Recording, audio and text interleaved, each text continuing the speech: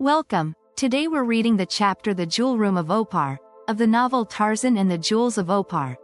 Last time, after the earthquake, Vasuli and his warriors laboriously searched for Tarzan and their missing comrades but were heartbroken to find only the remains of one warrior and concluded Tarzan was dead. Meanwhile, Mugambi noticed an approaching threat from a group of raiders, led by Ahmet Zek, and prepared the remaining warriors to defend the Greystoke bungalow while Jane Clayton took up arms as well.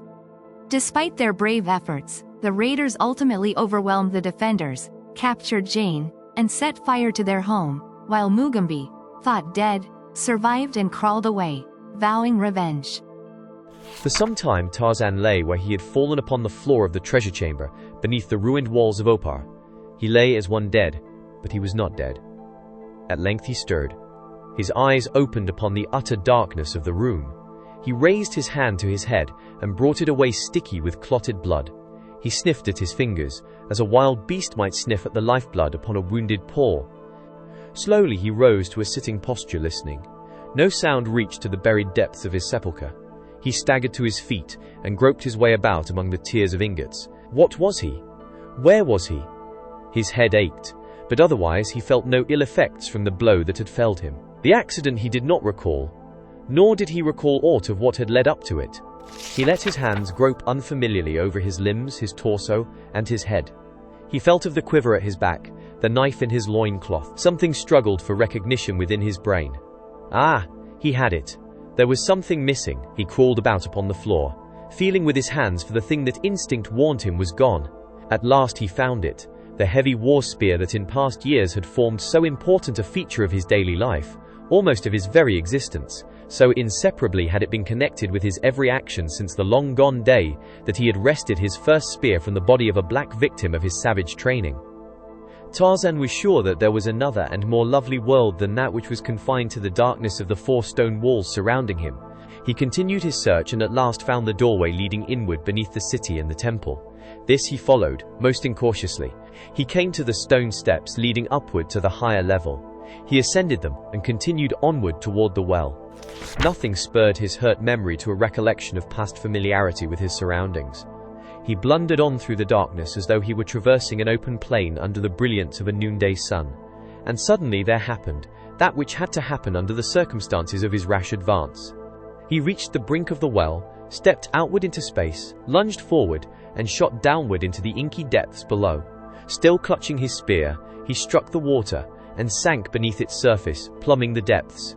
The fall had not injured him, and when he rose to the surface, he shook the water from his eyes and found that he could see. Daylight was filtering into the well from the orifice far above his head. It illumined the inner walls faintly. Tarzan gazed about him. On the level with the surface of the water, he saw a large opening in the dark and slimy wall. He swam to it and drew himself out upon the wet floor of a tunnel. Along this he passed, but now he went warily, for Tarzan of the Apes was learning. The unexpected pit had taught him care in the traversing of dark passageways. He needed no second lesson. For a long distance the passage went straight as an arrow. The floor was slippery, as though at times the rising waters of the well overflowed and flooded it. This in itself retarded Tarzan's pace, for it was with difficulty that he kept his footing. The foot of a stairway ended the passage. Up this he made his way. It turned back and forth many times, leading, at last, into a small, circular chamber, the gloom of which was relieved by a faint light which found ingress through a tubular shaft several feet in diameter, which rose from the center of the room's ceiling, upward to a distance of 100 feet or more, where it terminated in a stone grating, through which Tarzan could see a blue and sunlit sky. Curiosity prompted the ape-man to investigate his surroundings. Several metal-bound, copper-studded chests constituted the sole furniture of the round room. Tarzan let his hands run over these. He felt of the copper studs, he pulled upon the hinges, and at last, by chance, he raised the cover of one. An exclamation of delight broke from his lips at sight of the pretty contents. Gleaming and glistening in the subdued light of the chamber lay a great tray full of brilliant stones. Tarzan, reverted to the primitive by his accident, had no conception of the fabulous value of his find. To him they were but pretty pebbles. He plunged his hands into them and let the priceless gems filter through his fingers. He went to others of the chests, only to find still further stores of precious stones. Nearly all were cut, and from these he gathered a handful and filled the pouch which dangled at his side. the uncut stones he tossed back into the chests. Unwittingly, the ape-man had stumbled upon the forgotten jewel room of Opar. For ages it had lain buried beneath the temple of the flaming god, midway of one of the many inky passages which the superstitious descendants of the ancient sun worshippers had either dared not or cared not to explore. Tiring at last of this diversion, Tarzan took up his way along the corridor which led upward from the jewel room by a steep incline. Winding and twisting, but always tending upward, the tunnel led him nearer and nearer to the surface, ending finally in a low-ceiled room, lighter than any that he had as yet discovered. Above him, an opening in the ceiling at the upper end of a flight of concrete steps revealed a brilliant sunlit scene. Tarzan viewed the vine-covered columns in mild wonderment. He puckered his brows in an attempt to recall some recollection of similar things. He was not sure of himself. There was a tantalizing suggestion always present in his mind that something was eluding him, that he should know many things which he did not know. His earnest cogitation was rudely interrupted by a thunderous roar from the opening above him.